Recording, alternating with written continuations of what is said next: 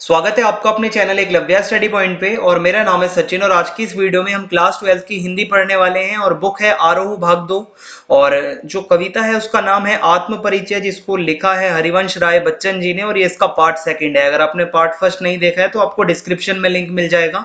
और आज की इस वीडियो में हम इस कविता को इजीली एक्सप्लेन करने वाले हैं, ठीक है। तो आइए देखते हैं।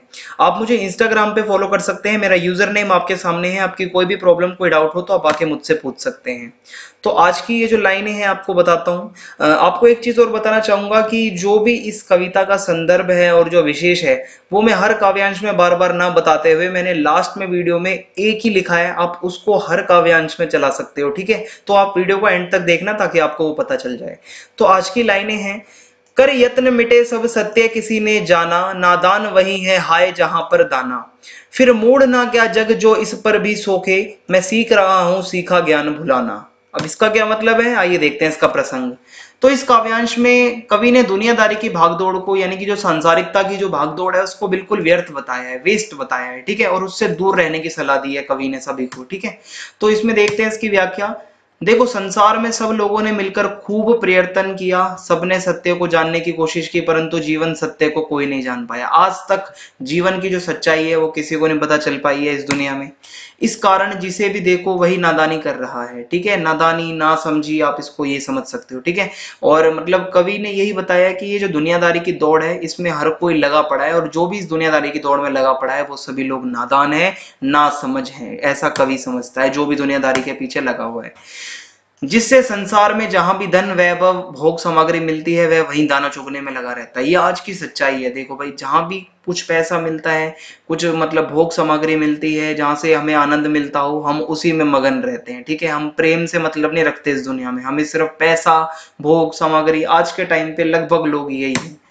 नादानी में वह भूल जाता है कि वह संसार के जाल में उलझ गया है। और ये जो नादानी है दुनियादारी की, कवि बताता है कि जब भी कोई व्यक्ति नादानी करता है, दुनियादारी के पीछे पड़ता है, तो उसको ये नहीं पता होता और वो भूल जाता है कि वो संसार के जाल में फंस चुका है। ये चीजें पढ़ के आपको एक चीज याद आ रही होगी कि आपने इंग्लिश में एक चैप्टर पढ़ा होगा, द रेट ट्रैप। उसमें भी कुछ ऐसी ही लाइनें लिखी हुई है कि संसार के जाल में लोग फंस जाते हैं पैसे वगैरह के चक्कर में आके, है ना। तो कवि कहता है इतनी नादानी करने पर भी क्या मैं उस संसार को मूर्ख ना कहूं जो जानबूझकर सांसारिक लाभ और लोभ के चक्कर में उलझता जा रहा है। तो कवि उन सब लोगों को मूर्ख कहता है इस संसार के, जो भी दुनियादारी के पीछे पड़े हुए हैं, ठीक है, जो लालच लोभ में पड़े हुए हैं, उन सभी को कवि यहाँ पे मूर्ख कहता है। अब आगे है, मैं तो इस नादानी को समझ गया हूं। कवि कहते हैं भाई मेरे को अच्छा खासा एक्सपीरियंस आ गया है, इस दुनियादारी में कुछ भी नहीं पढ़ा है, ठीक है। इसलिए मैं सांसारिकता यानी कि दुनियादारी का पाठ सीखने की बजाय उसे भूलने में लगा हुआ हूं, और मेरे को बिल्कुल भी दुनियादारी से कोई मतलब नहीं है। आगे की लाइनें अब हम पढ़ते हैं। मैं और जग और कहां का नाता, मैं बना बना कितने जग रोज मिटाता। जग जिस पृथ्वी पर जोड़ा करता वैभव, मैं प्रति पग से उस पृथ्वी को ठुकराता। यानी कि इसमें क्या बताया है कवि ने, इस पद्यांश में सांसारिक लोगों से अलग भावुक कवि अपनी रचनात्मकता से एक भिन्न दुनिया का निर्माण करना चाहता है। देखो, कवि ने दुनियादारी को फॉलो करने वाले लोगों को बिल्कुल भी आप ये समझ सकते हो कि नादान कहा है, ठीक है, बिल्कुल ना समझ मूर्ख बोला है। और कवि दुनियादारी से दूर है, कवि भावनात्मक है, बहुत ज्यादा भावुक है, भाव की ज्यादा वो अपने लिए मतलब वैल्यू समझता है। और इसमें कवि डेली कुछ ना कुछ क्रिएटिव करता है, रचनात्मक कुछ लिखता है, अपनी कविताएं लिखता है, कुछ अपने कल्पना के संसार में कवि जीता है, ठीक है, इस दुनिया से दूर। आपको पता होगा कवियों का एक अलग ही संसार होता है जब वो लिखने बैठते हैं। तो इसमें और क्या है कि मैं दुनियादारी से अलग भावुक कवि हूं, कवि कहते हैं, ठीक है। संसार की चाल बिल्कुल अलग है, ये जो दुनिया है ये बिल्कुल अलग है। संसारी लोग दुनियादारी निभाने में लगे हुए हैं। दुनियादारी का मतलब लालच, लोभ, पैसा, धन, दौलत, ठीक है। और कवि इन सब से दूर है।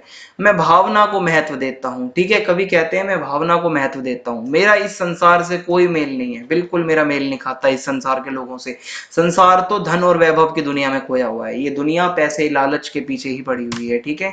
आई होप आप समझ रहे होंगे, क्योंकि ये कविता थोड़ी हार्ड है, सीधे समझ में नहीं आती, थोड़ी सी इसकी जो लैंग्वेज है वो थोड़ी हार्ड होती है, लेकिन मैं कोशिश कर रहा हूं आपको अच्छे से समझाऊं।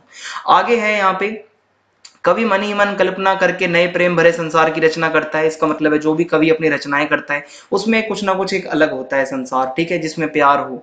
परंतु जब वह संसार प्रेम की कसौटी पर खरा नहीं उतरता, जब कवि को लगता है जो उसने रचनाएं की हैं वो उतनी ज्यादा अच्छी नहीं है, उसका जो संसार है जो कल्पना का वो इतना अच्छा नहीं है, तो वो उसको मिटा देता है, दोबारा से ही निरंतर कुछ नया रचनात्मक करता है, फिर एक प्रेम का नया संसार करता है, फिर एक नई रचना करता है, ठीक है। मैं रोज एक आदर्श समाज की कल्पना करता हूँ। देखो कवि जो है मतलब वो डेली कुछ ना कुछ समाज के लिए कुछ लिखने की सोचते हैं, और यहाँ पे बच्चन जी ने भी कुछ ऐसा ही किया है कि वो एक आदर्श समाज की कल्पना करते हैं, परंतु कल्पना को साकार ना होते देख उसे मिटा डालता हूँ, ऐसा यहाँ पे कवि बताते हैं। आगे है यह संसार जिससे धन वैभव को इकट्ठा करने में लगा रहता है, मैं उसे पूरी तरह ठुकरा देता हूँ। कवि बिल्कुल भी धन वैभव लाभ लोल जो भी मतलब ये मतलब आप कह सकते हो लालच है, इससे दूर है, और कवि को प्रेम वाला संसार पसंद है। ऐसी दुनिया जहां प्यार हो, ठीक है, जहां पर पैसा और मतलब ये सब ना होता हो, प्रेम शून्य ना हो। प्रेम शून्य मतलब ऐसा कुछ मतलब जिसमें प्रेम बिल्कुल भी ना होता हो। कवि को बिल्कुल भी ये संसार ऐसा पसंद नहीं है। कवि को चाहिए कि जिसमें बिल्कुल भी मतलब ये सब ना हो और प्रेम ही प्रेम हो। आगे कुछ लाइनें हैं, इसको पढ़ते हैं। मैं निज रोदन में राग लिए फिरता हूँ, शीतल वाणी में आग लिए फिरता हूँ, हो जिस पर भूपों के प्रसाद निछावर, मैं वह खंडर का भाग लिए फिरता हूँ। रोदन यानी कि रोना, ठीक है। तो इसमें आप ये समझ रहे हो प्रसाद का मतलब होता है बड़े बड़े महल, भूप का मतलब होता है राजा। तो इसमें कवि ने यही बताया है कि उसके रोने में भी प्रेम छलकता है, यानी कि वो अपने प्रेम के आंसू रोता है। जो कवि आज जो कविताएं लिख रहा है उसके जो रोना है, जो वो अपना रुदन यहाँ पे बताता है, वो उसके अंदर भी कहीं ना कहीं कवि अपना प्यार दिखाता है। इसका एग्जाम्पल अंदर देखते हैं। तो यहाँ पे कवि कवि ये कहता है कि मेरे रोने में भी प्रेम छलकता है, मैं अपने गीतों में प्रेम के आंसू रोता हूँ, ठीक है। कवि का स्वर वेदना के कारण कोमल है, ठीक है। कवि काफी ज्यादा आप ये समझ सकते हो कि सैड से रहते हैं, ठीक है, क्योंकि वो अपने प्रिय से दूर हैं।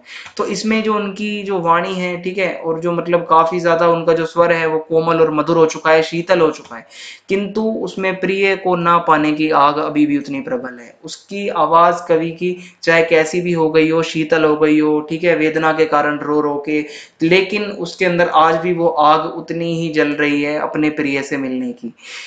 शीतलता और आग का यह संयोग बहुत अद्भुत है, ठीक है। एक तरफ कहाँ कवि रो रो के बिल्कुल शीतल हो चुका है, और दूसरी तरफ प्रिय से मिलने की और उसको ना पाने की आज भी आग कवि के अंदर जल रही है, ठीक है। आगे देखते हैं। मेरा जीवन यद्यपि प्रेम के निराशा के कारण खंडर सा है, फिर भी उसमें गहरा आकर्षण है, ठीक है। अब यहाँ पे कवि बताते हैं जो मेरी लाइफ है वो प्रेम के निराशा के कारण खंडर सी हो गई है, क्योंकि उनको उनके जो प्रिय हैं वो नहीं मिले हैं अभी तक। प्रेम पर तो बड़े बड़े राजा अपने महल तक निछावर कर देते हैं, ठीक है। कवि यहाँ पर एग्जाम्पल देते हैं कि एक टाइम ऐसा भी था जब राजा प्यार के चक्कर में अपने बड़े बड़े महल तक निछावर कर देते थे। मैं तो उसी मूल्यवान प्रेम को मन में बसाए फिरता हूँ, ठीक है। कवि बताते हैं कि मैं उस प्रेम को अपने अंदर अपने मन में बसा के घूमता हूँ। और कवि जो है यहाँ पे, ठीक है, कवि जो है विरह की पीड़ा से व्यथित है, अलग होने की पीड़ा, अपने प्रिय से दूर होने की पीड़ा से वो व्यथित है। उसके हृदय में अपने प्रिय की यादें बची हुई हैं। कवि किसको याद करता है? अपने प्रिय को। उसके मधुर गीतों में निजी प्रेम को खोने की तीव्र वेदना सोई हुई है। जो कवि के जो गीत हैं, जो कविताएं हम पढ़ रहे हैं, इसमें छुपा हुआ है कुछ ना कुछ, और वो ये है कि जो उनके जो प्रिय हैं उसको खोने का जो दर्द है, जो वेदना है, वो कहीं ना कहीं छिपी हुई है, जो आज हम की जो कविताएं पढ़ते हैं। आगे लाइनें हैं। मैं रोया इसको तुम कहते हो गाना, मैं फूट पड़ा तुम कहते हैं छंद बनाना, क्यों कवि कहकर संसार मुझे अपनाए, मैं दुनिया का हूं एक नया दीवाना। यानी कि इसका प्रसंग क्या है? इस काव्यांश के माध्यम से कवि ने बहुत सरल शब्दों में ये समझा दिया है कि भाई उसके हर गीत के पीछे उसका रुदन छुपा हुआ है। जो भी कविताएं, जो भी यहाँ पे गीत जो कवि हमें बता रहा है, कहीं ना कहीं कवि रो रहा है, कवि बहुत ज्यादा वेदना से पीड़ित है।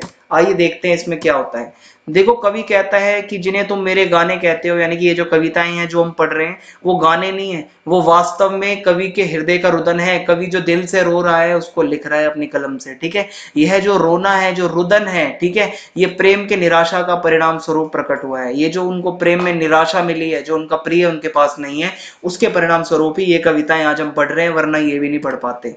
जब मैं प्रेम के आवेग से भरकर पूरे उन्माद से शब्दों से मैं फूट पड़ता हूँ, यानी कि जब कवि फूट फूट के रोते हैं बहुत ज्यादा, जब वो मतलब आप समझ लो उदास होते हैं, तुम उसमें एक नया छंद मतलब उसकी संज्ञा देते हो। कवि फिर एक कविता लिखते हैं, एक नया छंद लिखते हैं और वो नया छंद बन जाता है, वही कवि के जो भाव होते हैं। ठीक है, कहने का मतलब यही था। आगे देखते हैं।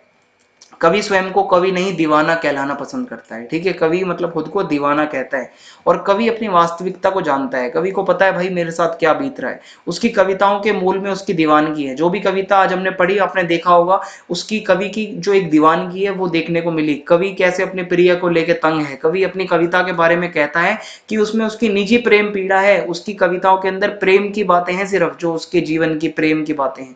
वेदना और दीवानगी भी बहुत ज्यादा आपको देखने को मिलेगी इसकी कविता के अंदर। ठीक है, तो यही था इसमें। आगे देखते हैं। दुनिया मुझे कवि के रूप में व्यर्थ ही सम्मान देती है, वास्तव में तो मैं कवि नहीं अपितु प्रेम दीवाना हूँ। कवि अपने बारे में खुद ही एक लाइन कह देते हैं कि भाई मैं कोई कवि नहीं हूँ, मैं क्या हूँ, एक दीवाना हूँ, मतलब प्यार का दीवाना, प्रेम दीवाना हूँ। ऐसा कवि खुद के बारे में कह देते हैं यहाँ पे। अब आगे है। मैं दीवानों का वेश लिए फिरता हूं, मैं मादकता निशेष लिए फिरता हूं, जिसको सुनकर जग झूम झुके लहराए, मैं मस्ती का संदेश लिए फिरता हूं। यानी कि कवि इस काव्यांश के माध्यम से संसार को ये संदेश दे रहे हैं भाई, लास्ट मैसेज दे रहे हैं कवि अपने इस लास्ट काव्यांश में, कि सांसारिक झंझटों को भूलो, दुनियादारी को छोड़ो, प्रेम की मस्ती में खुद को लीन कर दो, मस्त रहो। ऐसा कवि बताते हैं। अब इसकी व्याख्या देखते हैं। कवि अपने प्रेम, देखो मैं आपको यहाँ बुलेट पॉइंट में समझाता हूँ व्याख्या, ताकि आपको अच्छे से समझ आए, लेकिन एग्जाम में जब आप लिखोगे तो आप पूरा पैराग्राफ में लिखना, बुलेट पॉइंट में मत लिखना। तो कवि बताते हैं कि अपने प्रेम की दीवानी में और मस्ती में कवि चूर हैं। कवि कहता है मैं प्रेम दीवानों की तरह जीवन व्यतीत करता हूं भाई। मेरा जीवन का एकमात्र जो ध्येय है, जो उद्देश्य है, जो टारगेट है, वो यही है कि प्रिय के प्रेम को पाना। मैं अपने उस प्रिय को पाना चाहता हूं, उसके प्यार को पाना चाहता हूं। और वो प्रिय कोई भी हो सकता है। ठीक है, कोई भी हो सकता है, कोई महिला हो सकती है, कोई उनका मित्र हो सकता है, या कोई परिवारजन भी हो सकता है। आगे देखते हैं। मैं प्रेम और यौवन के गीत गाता हूं। मेरे गीतों में ऐसी मस्ती है जिनको सुनकर लोग झूम उठते हैं, प्रेम में झुक जाते हैं और आनंद में लहराने लगते हैं। कवि बताते हैं खुद के बारे में, मैं सबको इसी प्रेम की मस्ती में झूमने, झोंकने और लहराने का संदेश दिया करता हूं। यानी कि सबको कवि का लास्ट संदेश है भाई, दुनियादारी से रहो दूर, मस्त रहो और अपने दुनिया में प्यार से रहो। ठीक है, तो अब मैं आपको एक संदर्भ बता देता हूं जो कि आप हर काव्यांश में चला सकते हो और वो सेम ही रहता है। प्रस्तुत काव्यांश हमारी पाठ्य पुस्तक आरोह भाग 2 की आत्म परिचय शीर्षक कविता से लिया गया है। इसके रचयिता महान कवि हरिवंश राय बच्चन जी हैं। ठीक है, और बात करें विशेष की, तो इसमें आप ये लिख सकते हो कि भाषा साहित्यिक खड़ी बोली है और भाषा जो है वो भावों के अनुरूप सहज, सरस और प्रवाहमयी है और मुक्त छंद का प्रयोग किया गया है। और अगर हम देखें तो कवि ने अलंकारों का काफी सुंदर प्रयोग किया है, अलंकारों की छटा लगा दी है और कवि की भाषा लयात्मक, काव्यात्मक और भावानुरूप है। तो ये आप इसके विशेष के बिंदु लिख सकते हो जो कि हर काव्यांश में आपके काम आ जाएंगे। इस वीडियो में इतना ही था। आगे की कविताएं अब वो डिपेंड करती हैं आपके रिस्पांस पे। कमेंट में सबसे पहले मुझे बताओ ये आपको कविता कैसी लगी, और चैनल को सब्सक्राइब करना ना भूलें, बेल आइकन को दबा देना ताकि आने वाले वीडियोस के अपडेट आपको मिलते रहें, और वीडियो को शेयर कर दीजिए। जय हिंद, जय भारत, धन्यवाद।